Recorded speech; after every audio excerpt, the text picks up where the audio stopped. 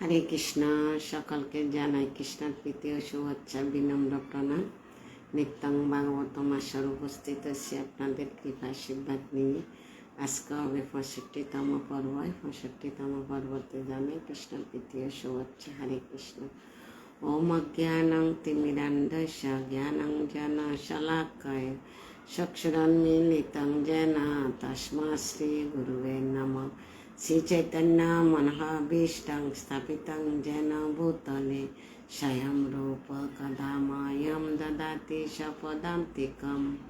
বন্দেऽহং শ্রীগুরু শ্রীযুতপদকমলম শ্রীগুরুन् বৈষ্ণবাংশ শ্রীরূপং সাগ্রজাतं সহগণ রঘুনাথं বিतं तं সজীবম সাদ্বৈতম সাবধূতম পরিজন সহিতম কৃষ্ণ চৈতন্য দেবং শ্রী রাধা কৃষ্ণ পাদান সহগণ ললিতা শ্রী বিশাখানিতংস।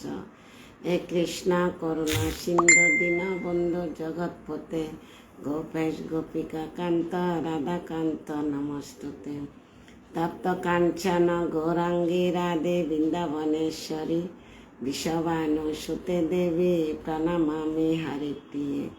বাঞ্ছাকল্পতরুভ্যশ্চ কৃপা সিন্ধুভ্যেব চ পতিতানাং পাবনেভ্যো বৈষ্ণবেভ্যো নমো নমঃ। নারায়ণং নমস্কৃত্যং নরং চৈব নরোত্তমং দেবীং সরস্বতী ব্যাসং ততো জয়মুদীরয়ে। নষ্টপ্রায়েষু অবদ্ধেষু নিত্যং ভগবত সেবায় ভগবতী উত্তম শ্লোকে ভক্তির্ভবতি নষ্টকে। মুখং করোতি বাচালং পঙ্গুং লঙ্ঘয়তে গিরিম যৎকৃপাতমহং বন্দে শ্রীগুরু দীনতাদীনম শ্রীচৈতন্যঈশ্বরম পরমানন্দ মাধবং। কৃষ্ণায় বাসুদেবায় দেবকী নন্দনায় চ নন্দগোপকুমারায় গোবিন্দায় নমো নমঃ। পাদ যদিয় প্রথমাদ্বিতীয় তৃতীয় তুর্যকতিত যদুর নাভিস্ততা পঞ্চমেব ষষ্ঠ ভুজন্তরং যদুলং স্ততানো কণ্ঠস্তরাজনবাম যদিয় মুকারবিন্দম দশম প্রফুল্লম একাদশ যশললাটপটম শিরায়োপি তু দ্বাদশ এব ভাতি। তমাদিদেবং করুণানিদানং তমালবর্ণং সহিতায় অবতারম অপার সংসার সমুদ্র সেতু ভজামহে ভাগবত স্বরূপম। হরে কৃষ্ণ। সর্বপ্রথম আমার পরমারাধ্য গুরু মহারাজ জগৎগুরু শিলা প্রভুপাদ পূর্বতম আচার্যদের চরণ কমলে প্রণতি জ্ঞাপন করছে। তার সঙ্গে উপস্থিত ভক্তবৃন্দের চরণ কমলে জানাই প্রণাম। এখন আমি আপনাদের কৃপা আশীর্বাদ নিয়ে ভাগবতম শুরু করতেছি। ওম নমঃ ভগবতে বাসুদেবায়। ওম নমঃ ভগবতে বাসুদেবায়। ওম নমঃ ভগবতে বাসুদেবায়। শ্রীমদ্ ভাগবতম প্রথম স্কন্ধ অষ্টম অধ্যায় কুন্তী দেবীর প্রার্থনা এবং পরীক্ষিতের প্রাণ রক্ষা। শ্লোক নাম্বার 42। এটাতে আর 10টা শ্লোক আছে, 10-12টা 2 দিন পড়লে শেষ হয়ে যাবে। হরে কৃষ্ণ। আজকে হচ্ছে 65তম পর্ব। 65তম পর্বতে জানাই কৃষ্ণের প্রীতি ও শুভেচ্ছা। হরে কৃষ্ণ। শিল্পী রানী দেবী হরে কৃষ্ণ প্রণাম। দিদি প্রণাম। শ্রীমন্দর হরে কৃষ্ণ, অসংখ্য ধন্যবাদ। শ্লোক 42। তয়ি মে অনন্য বিষয়া মতীয় মধুপতে অশকিত রতিম উদ্ধত্তা অন্ধা গঙ্গা ইব অগম উদন্নতি তহি তোমাকে মে আমার অনন্য বিষয় একনিষ্ঠ মতি মনোনিবেশ মধুপতে এই মধুপতি অসৎকৃত নিরাচ্ছিন্নভাবে রতিম আকর্ষক উদাহতা প্রবাহিত কন্দা সরাসরিভাবে গঙ্গা ইব মত অগম প্রভাবিত উদনানিত সমুদ্রে। শশী জগন্মাতা হরে কৃষ্ণ বিশ্বজিৎ ফল হরে কৃষ্ণ। আমার সৌভাগ্য হইল হরে কৃষ্ণ। হ্যাঁ, আজকে হচ্ছে প্রথম স্কন্ধে অসিতে বিশ্বাস হরে কৃষ্ণ। আজকে হচ্ছে প্রথম স্কন্ধ অষ্টম অধ্যায় কুন্তী দেবীর প্রার্থনা পরীক্ষিতের প্রাণ রক্ষা শ্লোক নাম্বার 42। শ্লোক পড়া হয়েছে, এখন অনুবাদ। হরে কৃষ্ণ মাম্মি, হরে কৃষ্ণ। এই মধুপতি গঙ্গা যেমন অপ্রতিহতভাবে সমুদ্রের অভিমুখে প্রভাবিত হয়, তেমনি আমার একনিষ্ঠ মতি যেন নিরন্তর তোমাতে আকৃষ্ট হয়। একথা কি বলছে? অর্চনা মোহরে হরে কৃষ্ণ। একথা বলতেছে কুন্তী দেবী ভগবানকে বলতেছে। গত শ্লোকে বলছে যে আমার আত্মীয় স্বজনের যে একটা আমার বন্ধন থাকে, বন্ধন থেকে আমাকে ছিন্ন করো, আমি যেন তোমার প্রতি আকৃষ্ট হই। আজকে বলতেছে যে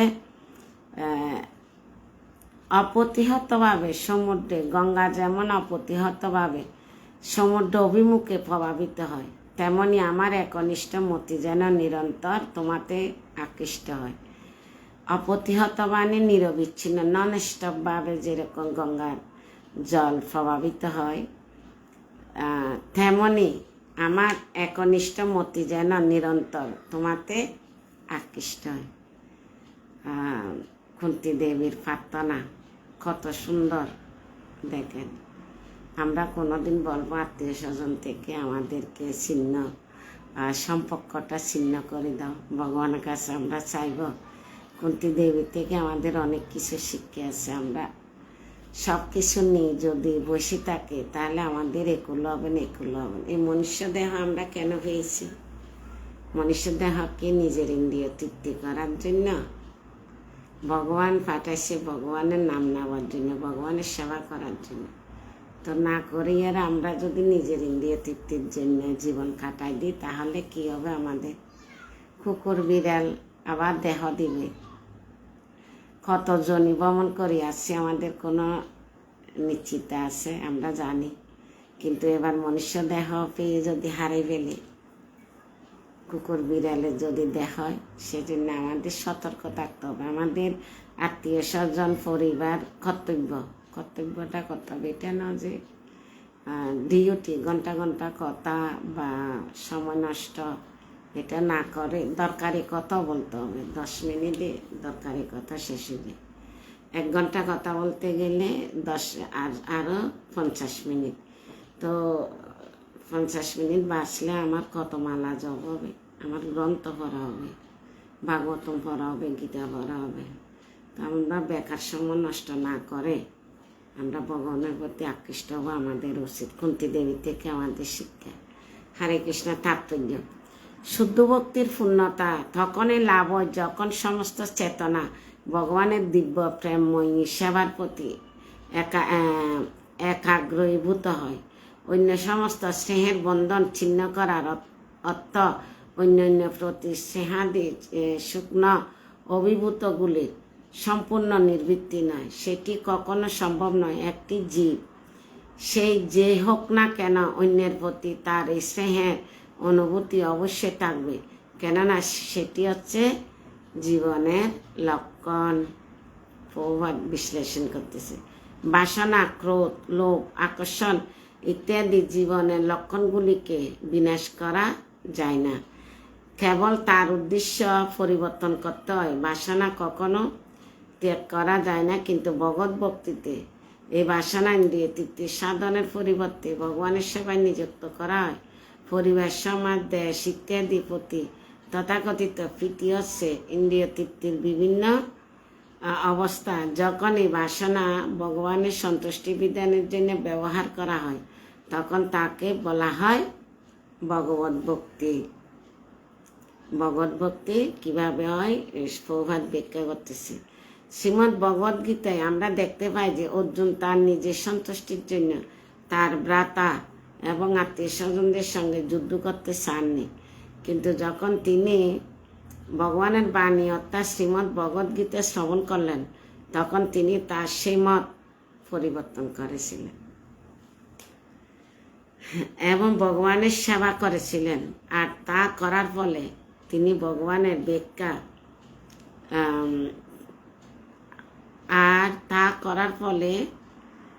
ভগবানের ভক্তের পরিণত হয়েছিলেন। কে?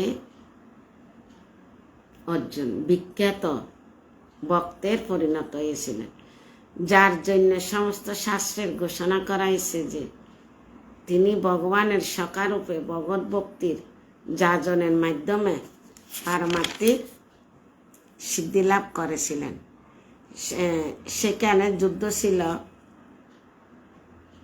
বন্ধুত্ব ছিল, অর্জুন ছিলেন এবং কৃষ্ণ ছিলেন, কিন্তু ভগবত ভক্তির বলে অর্জুন একজন বিশিষ্ট ব্যক্তিতে পরিণত হয়েছিলেন। কে সিদ্ধি লাভ করেছিলেন? ভগবত ভক্তির যাজনের মাধ্যমে অর্জুন সিদ্ধি লাভ করেছিলেন। সিদ্ধি মানে দান, আমরা খাসা ধান লাগালে কি উঠে? গাছ উঠে। দানিতে যখন সিদ্ধ করে ফেলি তখন আর গাছ উঠবে না। তদ্রূপ সিদ্ধি পুরুষ হচ্ছে কারা? যারা ভগবত ভক্তি করতে করতে করতে করতে তাদের ভিতরে কলুষগুলা দূরীভূত হয়ে গেছে, সিদ্ধ পুরুষ। তাদের ভিতরে ভস্ম হয়ে গেছে, জ্বলে গেছে কি? কলুষতাগুলা, দূষিতগুলা। শুধু এখন ভক্তি আছে, তাই তারা কি? সিদ্ধ পুরুষ। শ্রীমতী কুন্তী দেবী ঐকান্তিকভাবে ভগবানের সেবা করতে চেয়েছিলেন এবং সেটি ছিল তার প্রার্থনা। কুন্তী দেবীর প্রার্থনা ছিল যে কি? ঐকান্তিকভাবে ভগবানের সেবা করাটা। এই অনন্য ভক্তি হচ্ছে জীবের অন্তিম লক্ষ্য। ভক্তিটাই আমাদের জীবন অন্তিম লক্ষ্য কি? ভগবানের সেবা করা বা ভক্তি করা। আমাদের মনোযোগ সাধারণত এমন সমস্ত বিষয়ে সেবার প্রতি আকৃষ্ট, যা অনিশ্বরীয় বা ভগবানের পরিকল্পনার অন্তর্গত নয়। সে কার্যসূচি যখন ভগবানের সেবায় পরিবর্তিত হয়, অর্থাৎ ভগবানের সেবায় যুক্ত হওয়ার যখন ইন্দ্রিয়গুলি শুদ্ধ হয়, তখন তাকে বলা হয় বিশুদ্ধ অনন্য ভক্তি। অনন্য ভক্তি কাকে বলা হয়? যখন আমাদের সম্পূর্ণরূপে কলুষমুক্ত, তখন আমরা ভগবানের সেবায় যুক্ত হওয়ায় ইন্দ্রিয়গুলো শুদ্ধ হয়ে যায়, তাকে বলা হয় বিশুদ্ধ বা অনন্য ভক্তি। শ্রীমতী কুন্তী দেবী সেই পূর্ণতা লাভ করতে চেয়েছিলেন এবং সেজন্য তিনি ভগবানের কাছে প্রার্থনা করেছিলেন। যেরকম প্রার্থনা করছে, যেরকম চেয়েছে সেরকমই প্রাপ্ত হবে। পরবর্তী শ্লোকে বোঝা যাবে।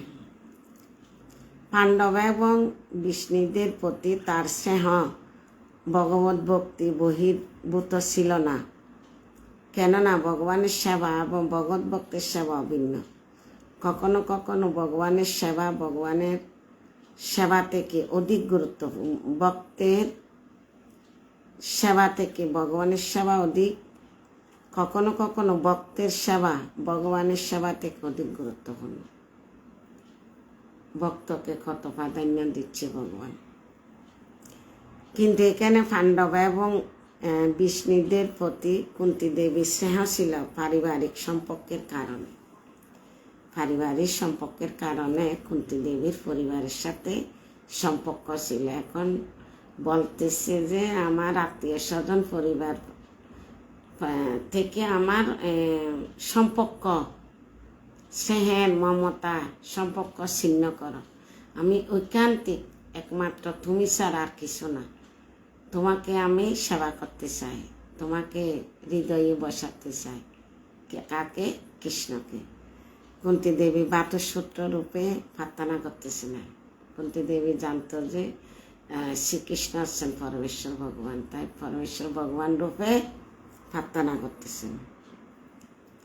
জড় সম্পর্ক জড়িত স্নেহের বন্ধন হচ্ছে মায়ের সম্পর্ক, কেননা দেহ অথবা মনের সম্পর্ক বহিরঙ্গা শক্তির প্রভাব থেকে উদ্ভূত। পরমেশ্বর ভগবানের সঙ্গে সম্পর্কের ভিত্তিতে প্রতিষ্ঠিত আত্মার যে সম্পর্ক তা হচ্ছে প্রকৃত সম্পর্ক। কুন্তী দেবী যখন তার পারিবারিক বন্ধন ছিন্ন করতে চেয়েছিলেন, তিনি তখন স্নেহের সম্পর্কে আত্মীয়তার যে বন্ধন, সে বন্ধন ছিন্ন করতে চেয়েছিলেন দেহের সম্পর্ক জড়বন্ধনের কারণ, কিন্তু আত্মা ভিত্তিতে প্রতিষ্ঠিত সম্পর্ক হচ্ছে মুক্তির কারণ। আত্মার সম্পর্কের প্রতিষ্ঠা হয় পরমাত্মার মাধ্যমে। অন্ধকারের মধ্যে যে দর্শন তা দর্শন নয়, কিন্তু সূর্যের আলোকে যখন দর্শন হয় তখন সূর্যকে এবং সে সঙ্গে অন্য সব কিছুকে দেখা যায়, তা অন্ধকারে দেখা যায়নি। সেটি হচ্ছে ভক্তিযোগের পন্থা। হরে কৃষ্ণ, লাকেশন মা, হরে কৃষ্ণ, প্রণাম প্রণাম, ধন্যবাদ। তো এই শ্লোকটা বড়, 42 নাম্বার, এটা অনুবাদ তাৎপর্য বিশ্লেষণ করলাম। তা শেষ, এখন 43 নাম্বার শ্লোক। শ্রীকৃষ্ণ কৃষ্ণ শক বিষ্ণু ঋষভ অবনী দ্রুক রাজন্য বংশ দহং অনবর্গ বীর্য গোবিন্দ গোদিজ্য সুর আতিহর অবতার যোগেশ্বর অখিল গুরু ভগবান নমস্তে। গুরু অখিল গুরু ভগবান নমস্তে। অনুবাদ পূর্ণশ্রী জানবা দেবীদাস, হরে কৃষ্ণ, পলাশ চন্দ্রধর, হরে কৃষ্ণ, হরি বল, ধন্যবাদ প্রণাম, ধন্যবাদ প্রণাম। সবাই যুক্ত থাকেন এবং ভাগবত কথা শ্রবণ করেন। শ্লোক 42, প্রথম স্কন্ধ, অষ্টম অধ্যায়, শ্লোক 43। এই শ্রীকৃষ্ণ, এই অর্জুনের সখা, এই বিষ্ণুকুল শ্রেষ্ঠ, পৃথিবীতে উৎপাতকারী, রাজ্যবর্গের তুমি বিনাশকারী, তুমি অক্ষয় বীর্য, তুমি গোলক অধিপতি, গাভী, ব্রাহ্মণ এবং ভক্তদের দুঃখ দূর করার জন্য তুমি অবতরণ করো। তুমি যোগেশ্বর, জগৎগুরু, সর্বশক্তিমান ভগবান, এবং তোমাকে আমি বারবার সশ্রদ্ধ প্রণতি নিবেদন করি। এখন প্রণতি নিবেদন করতেছে এই কৃষ্ণ, এই অর্জুন, সখা, এগুলা এক একটা নামে বলে বলে কুন্তী দেবী এখন প্রণাম করতেছে। কাকে? শ্রীকৃষ্ণকে। তাৎপর্য করেছেন শিলা প্রভুপাদ। জয় শিলা প্রভুপাদ। এখানে শ্রীমতী কুন্তী দেবী পরমেশ্বর ভগবান শ্রীকৃষ্ণের প্রকৃত পরিচয় সম্পর্কে প্রদান করেছিলেন। শ্রীকৃষ্ণের প্রকৃত পরিচয়টা কি তা প্রদান করেছে। সর্বশক্তিমান ভগবানের নিত্য চিন্ময় ধাম রয়েছে, যেখানে তিনি সুরভি গাভীদের পালন করেন। সেখানে শত সহস্র লক্ষ্মী দেবী তার সেবা করেন।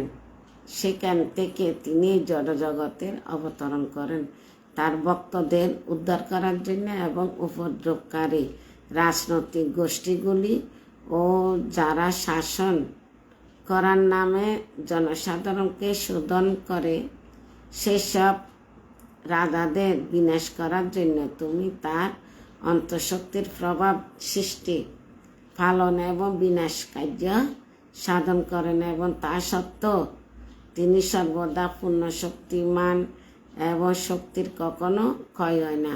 গাভী, ব্রাহ্মণ এবং তার ভক্তরা তার বিশেষ মনোযোগের বিষয়, কেননা জীবের সর্বাঙ্গীন মঙ্গল সাধনের জন্য তারা অত্যন্ত গুরুত্বপূর্ণ। প্রভাব ব্যাখ্যা করতেছে যে শ্রীমতী কুন্তী দেবী পরমেশ্বর ভগবান শ্রীকৃষ্ণের প্রকৃত পরিচয় সম্পর্কে সংক্ষেপে প্রদান করেছে। তিনি সর্বশক্তিমান, নিত্য চিন্ময় ধাম রয়েছে, সুবিঘা বিধে পালন করেন, শত সহস্র লক্ষ্মী দেবী তার সেবা করেন। এখন কুন্তী দেবী এগুলায় তুলে ধরছে। হরে কৃষ্ণ। এখন 44 নম্বর শ্লোক।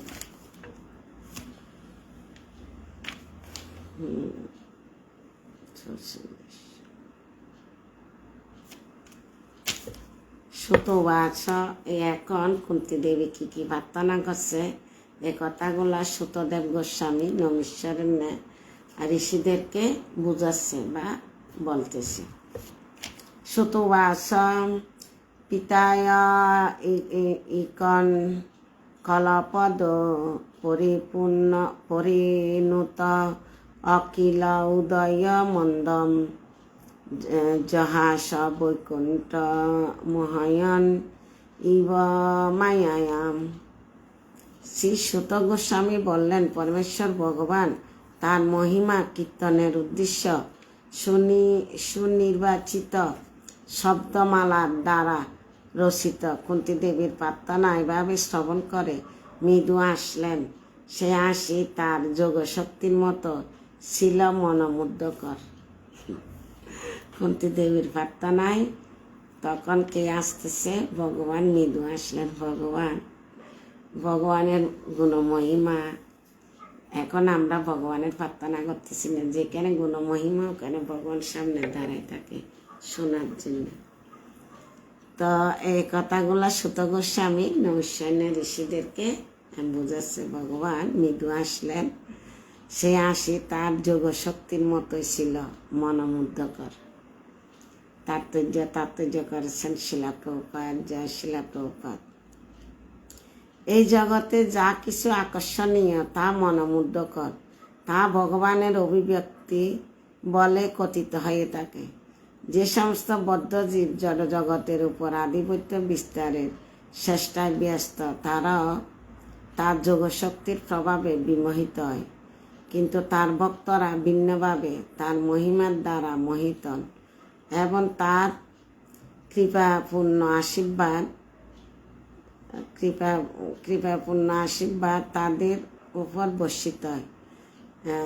বিদ্যুৎ শক্তি যেমন বিভিন্নভাবে কার্য করে, তেমনি তার শক্তি বিভিন্নভাবে প্রদর্শিত হয়। কুন্তী দেবী ভগবানের কাছে প্রার্থনা করেছেন যেন তিনি তার মহিমা আংশিকভাবে ব্যক্ত করতে পারেন। তার সমস্ত ভক্তরা এভাবে সুনির্বাচিত শব্দের দ্বারা মহিমা কীর্তনের মাধ্যমে তার আরাধনা করেন। তাই তিনি উত্তম শ্লোক নামে খ্যাত।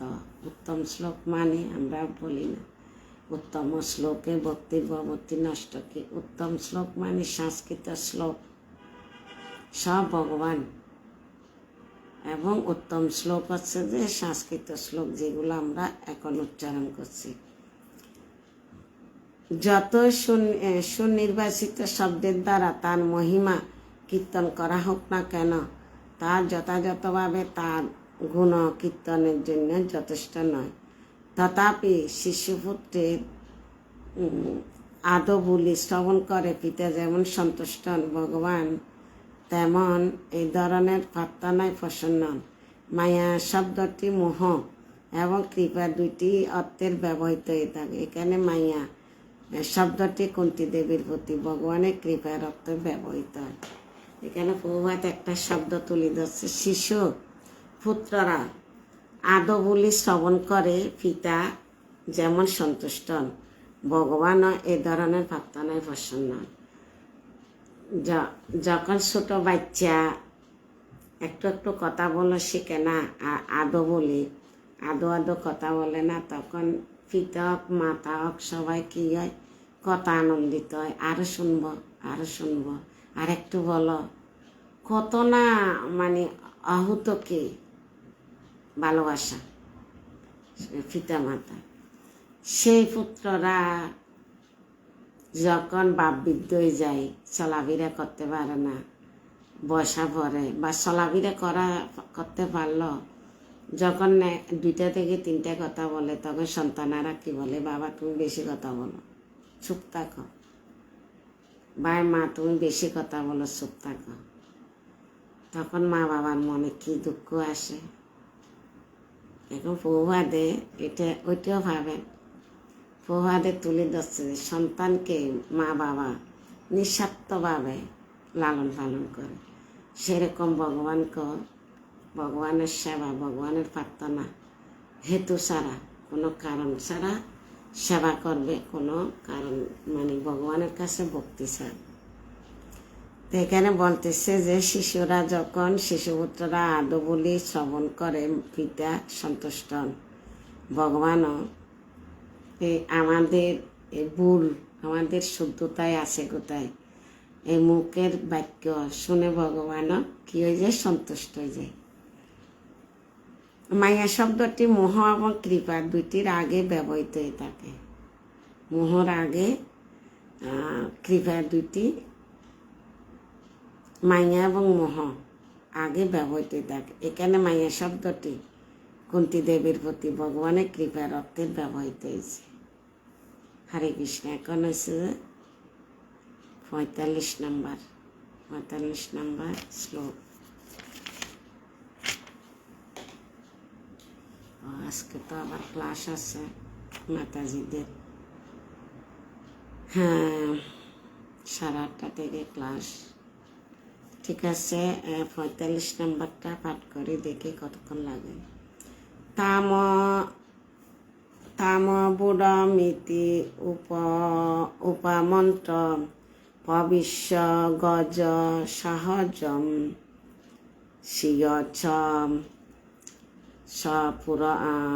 পুরম যাসন প্রেম রাজা নির্বারিত।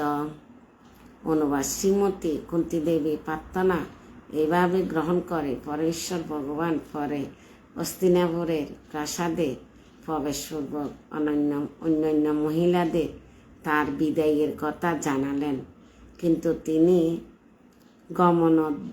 গমনোদ্যতে হলেও মহারাজ যুধিষ্ঠির তাকে প্রেম ভরে অনুনয় করে নিবারণ করলেন এবং হস্তিনাপুরের এখন কুন্তী দেবীর প্রার্থনা এভাবে গ্রহণ করে পরমেশ্বর ভগবান। পরে প্রার্থনাগুলো এতক্ষণ গ্রহণ করছে কে? ভগবান। ওই যে হস্তিনাপুর ত্যাগ করে চলে যাচ্ছে দ্বারকাতে, তখন উত্তরার জন্য যেতে পারে নাই। তার কুন্তী দেবীর প্রার্থনা শুরু করছে, তুমি বিপদে ছিলে, এখন খুশির টাইমে তুমি চলে যাচ্ছ, আমি খুশি চাই না, আমি বিপদ চাই, আমার পরিবারে বিপদ দাও, বিপদ দিলে তুমি থাকবে। তার প্রশংসা শুরু করছে। শুরু করতে করতে এখন শ্রীকৃষ্ণ এভাবে প্রার্থনা গ্রহণ করে পরমেশ্বর ভগবান হস্তিনাপুরের প্রাসাদের প্রবেশের পূর্বক অন্যান্য মহিলাদের তার বিদায়ের কথা জানালেন। মানে প্রবেশের আগে অন্যান্যরা ছাদের থেকে দেখতেছে, তাদেরকে ভগবানদের চলে যাবে এটার কথা জানালেন, কিন্তু তিনি গমনোদ্যের হলে মহারাজ যুধিষ্ঠির তাকে প্রেম ভরে অনুনয় করে নিবারণ করলেন। এখন প্রাসাদ মানে যুধিষ্ঠির মহারাজের বাড়িতে আসতেছে। তাৎপর্য করেছেন শিলা প্রভুপাদ। জয় শিলা প্রভুপাদ। শ্রীকৃষ্ণ যখন দ্বারকায় ফিরে যেতে মনস্থ করেছিলেন, তখন তাকে হস্তিনাপুরে থাকতে বাধ্য করা কারো পক্ষে সম্ভব ছিল না, কিন্তু আরও কয়েকদিন সেখানে থাকার জন্য মহারাজ যুধিষ্ঠিরের সরল অনুরোধ তৎক্ষণাৎ কার্যকরী হয়েছিল। আরও কিছুদিন থাকার জন্য যুধিষ্ঠির মহারাজ সরল অনুরোধ তৎক্ষণাৎ কার্যকরী হয়েছিল। এর থেকে বোঝা যায় প্রেমপূর্ণ সে হয়েছিল মহারাজ যুধিষ্ঠির শক্তি, যা ভগবান অপেক্ষা করতে পারেননি। এইভাবে সর্বশক্তিমান ভগবান কেবল প্রেমময়ী সেবায় দ্বারাই জিত হন, অন্য কোনো উপায় নন। মানে ভগবান প্রেমের বশবর্তী। প্রেম ভালোবাসা দিচ্ছে কে? যুধিষ্ঠির মহারাজ। যুধিষ্ঠির মহারাজ এমনভাবে অনুরোধ করলো, সরল অনুরোধ তৎক্ষণাৎ কার্যকরী হলো। মানে ভগবানকে বলতেছে আর কিছুদিন থাকো, তখন ভগবান প্রেমের বশবর্তী গেছে। তিনি তার সমস্ত কার্যকলাপে সম্পূর্ণরূপে স্বতন্ত্র, কিন্তু তার শুদ্ধ ভক্তদের প্রেমপূর্ণ স্নেহের বশবর্তী হয়ে তিনি স্বেচ্ছায় বশতা স্বীকার করেন। স্বেচ্ছায় মানে নিজের পূর্ণ প্রেমের স্নেহের বশবর্তী হয়ে তিনি এখন নিজের ইচ্ছে থাকবে বলছে, স্বীকার করছে। হরে কৃষ্ণ। এখন 46 নম্বর শ্লোকটা পরে শেষ দিব, কেন মাতাজিদের ক্লাসের টাইম হয়ে গেছে। হরে কৃষ্ণ। শ্লোক 46। ব্যাসাদ ঈশ্বর ঈশাজ কৃষ্ণে অদ্ভুত কর্মণা প্রবোদিত অপি ইতিহাস ন অদ্ভুতে শোচা অর্পিত। অনুবাদ। ব্যাসদেব প্রমুখ মহিষীগণ এবং অদ্ভুত কর্মা স্বয়ং শ্রীকৃষ্ণ ইতিহাস আদি শাস্ত্রসমূহের প্রমাণ উল্লেখপূর্বক উপদেশ দেওয়া সত্ত্বেও শোক সন্তপ্ত মহারাজ যুধিষ্ঠির শান্তি পেলেন না। তাৎপর্য করেছেন শিলা প্রভুপাদ। জয় শিলা প্রভুপাদ। কেন শান্তি পেলেন না? কুরুক্ষেত্রের যুদ্ধে যে অসংখ্য যুধিষ্ঠির মহারাজ এখন ভগবানকে গৃহে প্রবেশ করাইছে।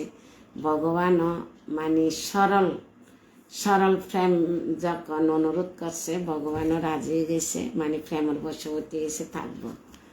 এখন এরপরে যুধিষ্ঠির মহারাজের অশান্তি শুরু হলো। কেন? কুরুক্ষেত্রে অসংখ্য গণহত্যা হয়েছিল। ওইটার জন্য বড় বৈষ্ণব সেবা দিবে। বড় বৈষ্ণব সেবাতে ওদের এখানে পথা ছিল, ওইটা কালকে বলবো, আগামীকাল বলবো। গল্পটা অনেক সুন্দর। মানে বৈষ্ণব সেবা দিবে।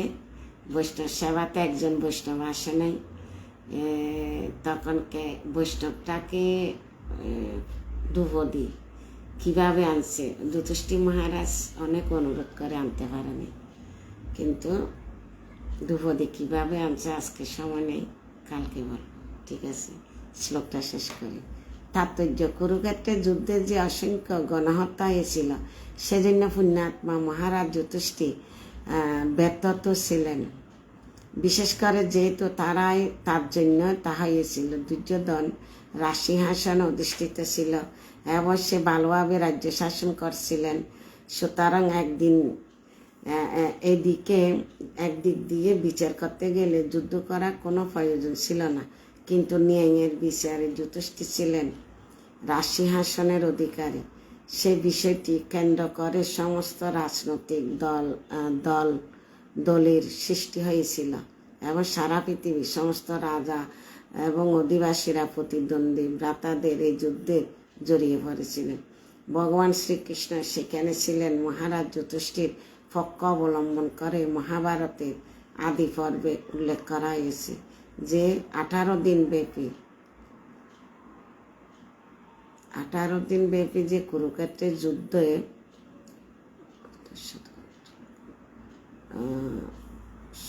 67 কোটি মানুষ নিহত হয়েছিল এবং এছাড়া আরও লক্ষ লক্ষ মানুষ নিখোঁজ হয়েছিল। প্রকৃতপক্ষে বিগত 5,000 বছরে এটি হচ্ছে পৃথিবীর সবচাইতে বড় যুদ্ধ। শুধুমাত্র মহারাজ যুধিষ্ঠিরকে সিংহাসনের অধিষ্ঠিত করার জন্য এই গণহত্যা তার কাছে অত্যন্ত বেদনাদায়ক ছিল। আর যুধিষ্ঠির মহারাজ চিন্তা করতেছে যে আমাকে সিংহাসনে বসার জন্য গণহত্যা হয়েছিল, এখন নিজের এটার জন্য অসন্তুষ্টি হয়ে গেছে। তিনি ব্যাসদেবের মতো মহিষীর কাছে থেকে এবং স্বয়ং ভগবানের কাছ থেকে ঐতিহাসিক প্রমাণের ভিত্তিতে সে যুদ্ধ যে ন্যায়সঙ্গত ছিল সে বিষয়ে নিশ্চিত হতে চেয়েছিলেন। মানে তাদের কাছে ব্যাসদেব এবং ভগবান শ্রীকৃষ্ণের কাছে যুদ্ধ যে ন্যায়ভাবে হয়েছে তাদের পক্ষ থেকে এটা শুনতে চেয়েছিলেন।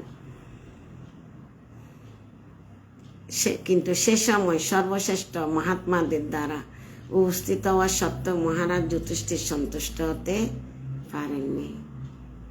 এখানে শ্রীকৃষ্ণকে অদ্ভুত কর্মা বলে বর্ণনা করা হয়েছে। আরেকটা কি নাম? শ্রীকৃষ্ণের অদ্ভুত কর্মা। কিন্তু এই বিশেষ বিষয়ে তিনি এবং ব্যাসদেব উভয়ে মহারাজ যুধিষ্ঠিরকে আশ্বস্ত করতে পারেননি। তার অর্থ কি এই যে শ্রীকৃষ্ণ অদ্ভুতকর্মা নন, তা অবশ্যই নয়। তার অর্থ হচ্ছে যে পরমেশ্বর রূপে অথবা মহারাজ যুধিষ্ঠির এবং ব্যাসদেব উভয়ের হৃদয়ে বিরাজমান পরমাত্মা রূপে ভগবান তার থেকে অদ্ভুত কর্ম সম্পাদন করতে চেয়েছিলেন, কেননা সেটি ছিল ভগবানের ইচ্ছা।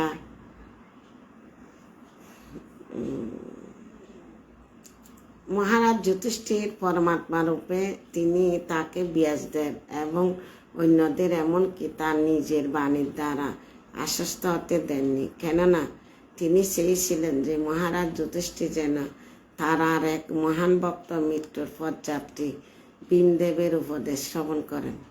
ভগবান চেয়েছিলেন যে জড়জগতে তার অস্তিত্বে অন্তিম মুহূর্ত মহান যুদ্ধ ভীষ্মদেব যেন স্বয়ং তাকে এবং বর্তমান রাজসিংহাসনে অধিষ্ঠিত মহারাজ যুধিষ্ঠির আদি তার পুত্রদের দর্শন করে অত্যন্ত শান্তিপূর্ণভাবে দেহত্যাগ করতে পারেন। তার প্রিয় পিতৃহীন পৌত্র পাণ্ডবদের বিরুদ্ধে যুদ্ধ করার কোনো ইচ্ছা ভীষ্মদেবের ছিল না, কিন্তু ক্ষত্রিয় অত্যন্ত ন্যায়পরায়ণ এবং তাই তিনি দুর্যোধনের পক্ষে অবলম্বন করতে বাধ্য হয়েছিলেন, কেননা তিনি দুর্যোধনের অর্থে প্রতিপালিত হয়েছিলেন। তাছাড়া ভগবান এটি চেয়েছিলেন যে মহারাজ যুধিষ্ঠির ভীষ্মদেবের বাণীর দ্বারা সান্ত্বনা লাভ করুক, যার ফলে সমস্ত জগৎ দেখতে পাবে যে ভীষ্মদেব জ্ঞান অন্য সকলের জ্ঞানকে অতিক্রম করেছিলেন, এমনকি পরমেশ্বর ভগবানেরা। এখানে ভীষ্মদেব ছিলেন শুদ্ধ ভক্ত, কিন্তু দুর্যোধনের পক্ষে কেন যুদ্ধ করেছিলেন? কেন দুর্যোধনের অর্থ খেয়েছিল, তাই। আর ভীষ্মদেবের ইচ্ছে ছিল না যুদ্ধ করা, কিন্তু ক্ষত্রিয় সে অত্যন্ত ন্যায়পরায়ণ, তাই তিনি দুর্যোধনের পক্ষে অবলম্বন করতে বাধ্য হয়েছিলেন, কেননা তিনি দুর্যোধনের অর্থ প্রতিফলিত হয়েছিলেন। তারপর যুধিষ্ঠির মহারাজ এখন পরবর্তী অধ্যায়, এটা কালকে শেষ হয়ে যাবে হয়তো। পরের অধ্যায় আসতেছে যে ভীষ্মদেব যে সরাসুর্যতে ছিল, সরাসুর্যতে তাকে যুধিষ্ঠির মহারাজকে উপদেশ দিবে। উপদেশগুলো মানে হৃদয়ে বসে থাকার মতো এরকম উপদেশ। একটা মৃত্যুর সাথে লড়াই করতেছে সেরকম ব্যক্তির মুখে যে কি সুন্দর উপদেশ বেরিয়েছে, এগুলো শুনলেও কান্না আসে, মানে কান্নায় ভেঙে পড়ে। এত কষ্টের মধ্যে কি সুন্দর সুন্দর কথা বলতেছে, শুনলে মানে সুগর পানি অনর্গল করতে থাকে। আর ভগবান তিলক করাই দিছে কাকে? যুধিষ্ঠির মহারাজকে, ভীষ্মদেবকে। কত সুন্দর লীলা, কত সুন্দর, কত মহত্বপূর্ণ কথা। এখন ভগবান কোথায়? এখন দুর্যোধনের যুধিষ্ঠির মহারাজের প্রেম ভক্তিতে এত প্রেম ডালছে, এক প্রেমে ভগবান বশবর্তী গেছে। এখন তাদের গৃহে প্রবেশ করছে। কোথায়?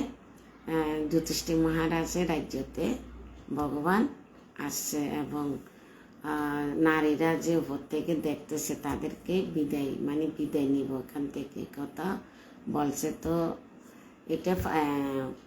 এটা ষষ্ঠম অধ্যায়। নবম অধ্যায়তে ভীষ্মদেবের বাক্য চলবে, দশম অধ্যায়তে ভগবান বিদায় নিবে। আরো কতদিন আছে। হরে কৃষ্ণ। ভাগবতম গ্রন্থরাজ কে জয়, শিলা প্রভুপাদ কে জয়, শিলা গুরু মহারাজ কে জয়, অনন্ত কোটি বৈষ্ণববৃন্দ কে জয়, নিতাই সীতানাথ প্রেমানন্দে হরি হরি বল। হরে কৃষ্ণ। আমরা যারা উপস্থিত ভক্তবৃন্দ এখন আছেন, পরও শ্রবণ করবেন, সবাই আধ্যাত্মিক উন্নতির জন্য সবাই যাতে ভগবত ভক্তি অটুট থাকে, তার জন্য আমরা ভগবানের কাছে 3 বার প্রার্থনা করব। আর তিনবার নিব আমার পরমারাধ্য গুরু মহারাজের জন্য, ঠিক আছে? জয় শ্রীকৃষ্ণ চৈতন্য প্রভু নিত্যানন্দ শ্রী অদ্বৈত গদাধর শিবাসাদি গৌরভক্তবৃন্দ। হরে কৃষ্ণ কৃষ্ণ কৃষ্ণ হরে হরে, হরে রাম রাম রাম হরে হরে, হরে কৃষ্ণ কৃষ্ণ কৃষ্ণ হরে হরে, হরে রাম রাম রাম হরে হরে, হরে কৃষ্ণ কৃষ্ণ কৃষ্ণ হরে হরে, হরে রাম রাম রাম হরে হরে, হরে কৃষ্ণ কৃষ্ণ কৃষ্ণ হরে হরে, হরে রাম রাম রাম হরে হরে, হরে কৃষ্ণ কৃষ্ণ কৃষ্ণ হরে হরে, হরে রাম রাম রাম হরে হরে। হরির নাম সংকীর্তন কি জয়, শিলা প্রপাত কি জয়, শিলা গুরু মহারাজ কি জয়, অনন্ত কোটি বৈষ্ণববৃন্দ কি জয়, নিতাই গো সীতানাথ প্রেমানন্দে, হরি হরি বল বল। হরে কৃষ্ণ। সবাই ভালো থাকুন, সুস্থ থাকুন, সবাইকে প্রণাম।